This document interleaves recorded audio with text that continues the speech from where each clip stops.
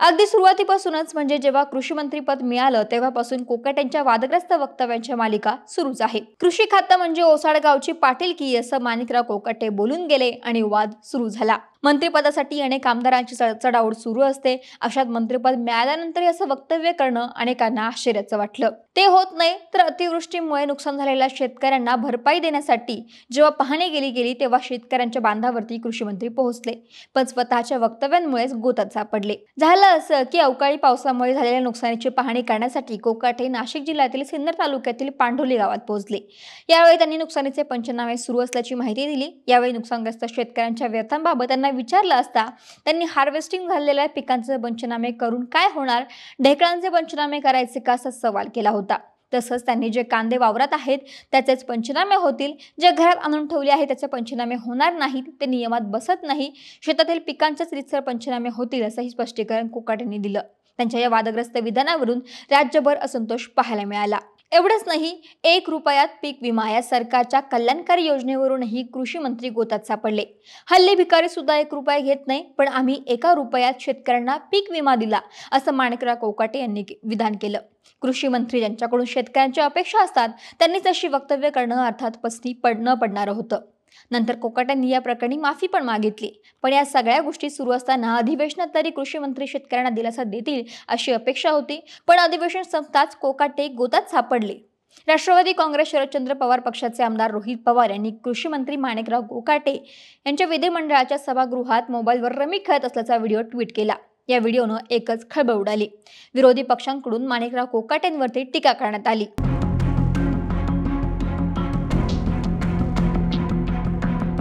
यूट्यूबवर पाहण्यासाठी मी फोन सुरू केला होता तेव्हा जंगली रमीची जाहिरात समोर आली असं कोकाटे म्हटले आणि तेवढाच व्हिडिओ दाखवला गेला। अपुरा आहे, त्यामुळे कृषी मंत्री अशा पद्धतीने रमी खेळते अशी आपल्यावर आता टीका नाही, अजिबात नाही। कृषी विभागाला निधी पण भरपूर आहे आणि कृषी विभागाच्या योजना पण चांगल्या आहेत, तेव्हा रमी मी खेळतच नव्हतो। पहिली गोष्ट मी सांगितलंय की मी खालच्या हाऊसमध्ये काय चाललेलं आहे ते पाहण्यासाठी यूट्यूबवर या ठिकाणी ऑन करायचा म्हणून फोन ऑन केला होता, परंतु त्याच्यावरती कुठेतरी डाउनलोड केला होता फोन तो गेम, तो गेम मी स्किप करत असताना तेवढा वेळ तो व्हिडिओ आलेला असेल। संजय राऊत आणि मला त्याचा शोध घेण्यासारखं काही वाटत नाही। त्यात काय आज चोरी काही केलेलं आहे किंवा मोठ्या प्रमाणात शेतकऱ्यांच्या विरोधात स्टेटमेंट केलेलं आहे किंवा असं काही वेळवाकडं पाप केलेलं आहे, असं काय त्याच्यामध्ये काय विशेष काय त्याच्यामध्ये? मी स्काईप करत असताना तो व्हिडिओ तुमच्या मोबाईलवर जाहिराती येत नाही का? तुमचा मोबाईल ऑन करा आणि यूट्यूबला जा बरं तुम्हाला जंगली रमी जाहिरात येत नाही का? जंगली रमी जाहिरात येतात, गाण्याच्या जाहिरात येतात, कुठल्याही प्रकारच्या जाहिराती आज सोशल मीडियावर सुरू आहेत। त्यामुळे अशा प्रकारच्या जाहिराती येणं अपरिहार्य आहे। ते काय रोहित पवारच्या याच्यात येत नाही का? रोहित पवारच्या मोबाईलमध्ये येतात ना। कुठल्या गोष्टीचं भांडवल करू नये हे रोहित पवारांना कळलं पाहिजे। उगीच स्वतःची करमणूक करून घेतात, ते दुसरं काही नाहीये। यानं अशा अनेक कारणांमुळे माणिकराव कोकाटे गोतात आले।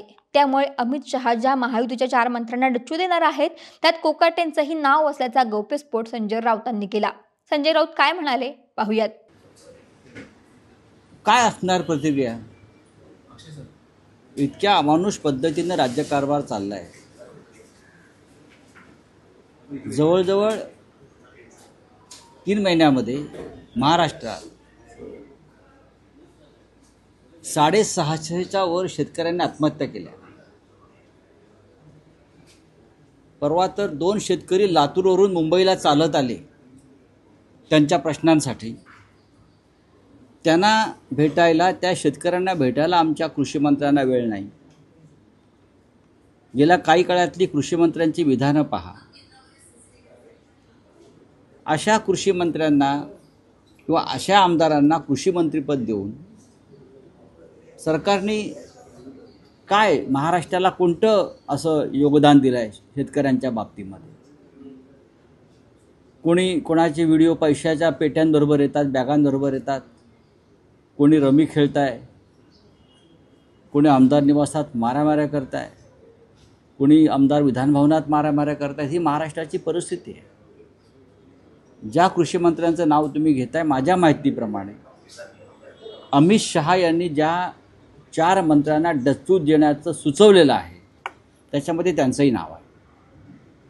अमित शहानी 4 ते 5 मंत्र्यांना वगळण्याच्या संदर्भातल्या सूचना मुख्यमंत्र्यांना केलेल्या आहेत। एकनाथ शिंदे यांनाही केलेले आहेत त्यांच्या मंत्र्यांसंदर्भात, आणि राष्ट्रवादी काँग्रेसचे जी काही नावं आहेत त्याच्यामध्ये संबंधित कृषी मंत्र्यांचं नाव असल्याची माझी पक्की माहिती आहे. त्यामुळे स्वतःची वादग्रस्त विधानं आणि त्यावरून विरोधकांकडून होणारी आग पखाड यामुळे कोकाटे हैराण झालेले आहेतच. पण त्यांच्या अडचणी इथेच थांबत नाही. मित्रपक्षांकडूनही त्यांना शह देण्याचं काम सुरूच आहे. म्हणजे नाशकातलं राजकारण. नाशिक येथे सिंहस्थ कुंभमेळा होणार आहे. अवघ्या 1.5 वर्षांवरती येऊन ठेपलेल्या सिंहस्थ कुंभमेळ्यानिमित्त हजारो कोटी रुपयांची कामं होणार आहे. ही कामं आपल्याच हातून व्हावीत यासाठी अधिकारीच नव्हे तर मंत्र्यांमध्ये देखील स्पर्धा आहे. नाशिकमध्ये कुंभमेळा मंत्री म्हणून गिरीश महाजन यांनी धुरा सांभाळली. त्यासाठी आपल्या मर्जीतल्या अधिकाऱ्यांना नाशिकमध्ये आणण्याची खेळ इथे खेळतायत. त्यातूनच सत्ताधाऱ्यांमध्ये सुप्त संघर्ष निर्माण झालाय आणि त्यातच सिन्नर नगर परिषदेच्या मुख्याधिकारीपदी अभिजित कदम यांची नियुक्ती करत जलसंपदा मंत्री गिरीश महाजन यांनी माणिकराव कोकाटे यांना शह दिल्याची चर्चा राजकीय वर्तुळात रंगली आहे. कुंभमेळा म्हटल्यावरती विकास कामांसाठी कोट्यावधी रुपयांचा निधी नाशिक शहरात येईल. कुंभमेळ्यातील ही सर्व कामे आपल्या हातून पार पडावीत यासाठी सर्वच मंत्र्यांनी हालचाल सुरू केली आहे. त्यामुळे जिल्ह्यातील मर्जीतील अधिकाऱ्यांची बदली करून आपले प्रभाव क्षेत्र वाढवण्याची चढाओढ सुरू आहे. याच पार्श्वभूमीवरती सिन्नरच्या मुख्याधिकाऱ्यांची नियोजित नियुक्तीचा चर्चेत विषय बनलेला आहे. सिन्नरच्या मुख्याधिकारीपदी कदम यांची निवड जलसंपदा मंत्री गिरीश महाजन यांच्या पुढाकारातून झाल्याची चर्चा आहे. याआधीच कृषी विभागातील बदलांवरती मुख्यमंत्र्यांनी थेट नियंत्रण घेतल्यानं कोकाटेंची मोठी कोंडी झाली होती आणि त्यातच आता कदम यांच्या नियुक्तीनं भाजपकडून आणि अप्रत्यक्षपणे महाजन यांच्या हस्ते कोकाटेंना पुन्हा एकदा राजकीय झटका मिळाल्याची चर्चा सिन्नरच्या राजकीय वर्तुळात सुरू आहे. दरम्यान सार्वजनिक बांधकाम विभागामध्ये नाशिक कार्यकारी अभियंता पदाच्या खुर्चीला प्रचंड महत्त्व आहे. तिथेही महाजनांनी जळगावचे नवनाथ सोनवणे यांची नियुक्ती केली. परंतु त्यावरून एकनाथ खडसे विरुद्ध महाजन असा वाद रंगला. तर विद्यमान कार्यकारी अभियंता उदय पालवे यांनी त्यांचा 3 वर्षांचा कार्यकाळ पूर्ण होण्यास 23 दिवसांचा अवधी असल्याचा मुद्दा उपस्थित करत मॅट प्राधिकरणाकडे दाद मागितली. त्यामुळे मॅट प्राधिकरणाने या निर्णयाला स्थगिती देत 8 ऑगस्टपर्यंत पालवे यांच्या खुर्चीला संरक्षण दिलं. त्यामुळे कुंभमेळ्याच्या पार्श्वभूमीवरती मर्जीतील अधिकारी बसवण्याचा हा खटाटोप आता काही लपून राहिलेला नाही. त्यामुळेच या आणि अशा अनेक कारणांमुळे माणिकराव कोकाटे यांची चांगलीच कोंडी झाल्याचं पाहायला मिळते. आता माणिकराव कोकाटे यातून कसे मार्ग काढणार हे देखील पाहावं लागेल.